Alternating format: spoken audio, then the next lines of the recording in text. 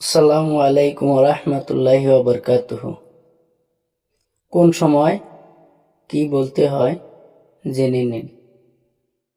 কোনো কাজের শুরুতে বিসমিল্লাহ বলা, ভালো কিছু দেখলে মাশাল্লাহ, কোনো নিয়ামত পেলে আলহামদুলিল্লাহ বলা, কাউকে বিদায় দিতে ফি আমানিল্লাহ বলা, হাসি দেওয়ার পরে আলহামদুলিল্লাহ বলা, মুসিবতের সময় ইন্না লিল্লাহি ওয়া ইন্না ইলাইহি রাজিউন বলা, নাফরমানির কাজে নাউজুবিল্লাহ বলা, পাপের অনুশোচনায় আস্তাগফিরুল্লাহ পড়া, উপরে ওঠার সময় আল্লাহু আকবার বলা, নিচে নামার সময় আলহামদুলিল্লাহ বলা, ওয়াদা করার সময় ইনশাআল্লাহ বলা এবং সব সময় লা ইলাহা ইল্লাল্লাহু বলা।